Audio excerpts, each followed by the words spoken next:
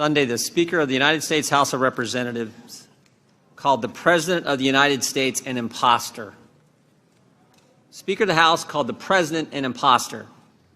The guy 63 million people voted for, the guy who won an electoral college landslide, the Speaker calls an imposter. They've been out to get the President since the day he was elected. Today we need to talk about a fiery moment in Congress that has everyone talking. Congressman Jim Jordan did not hold back when responding to Speaker Nancy Pelosi calling President Trump an imposter. You heard that right, an imposter.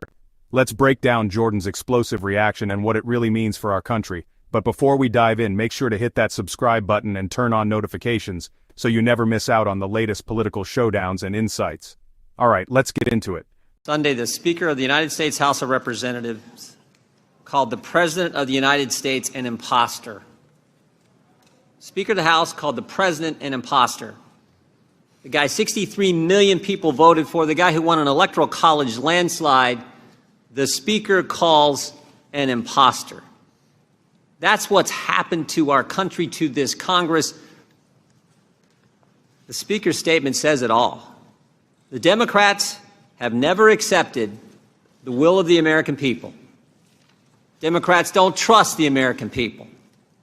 The American people who wanted to send someone to this town who was willing to shake it up a bit. They don't trust that. And they have tried to do everything they can to undo what the American people decided on November 8th, 2016. They've been out to get the President since the day he was elected. The whistleblower's lawyer, the whistleblower's legal team said this, January 30th, 2017. President been in office about a week. Coup has started. First of many steps. Next sentence. Impeachment will follow ultimately. I guess we're in the final step. Started 3.5 years ago. Congressman Tlaib started this Congress.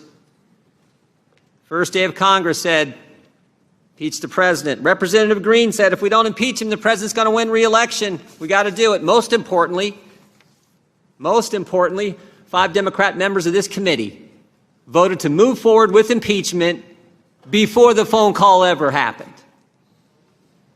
The truth is, the attacks actually started before the inauguration, even before the election. The ranking member talked about this in his opening statement. July 2016, FBI opens an investigation, so-called Trump-Russia coordination, collusion, which was never there.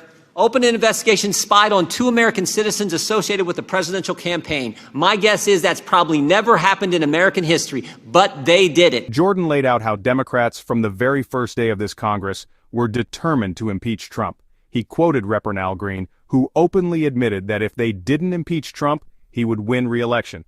It wasn't about justice or the Constitution, it was about politics. 5 Democrats on the committee had already voted for impeachment before Trump's phone call with Ukraine even happened. Let that sink in for a moment.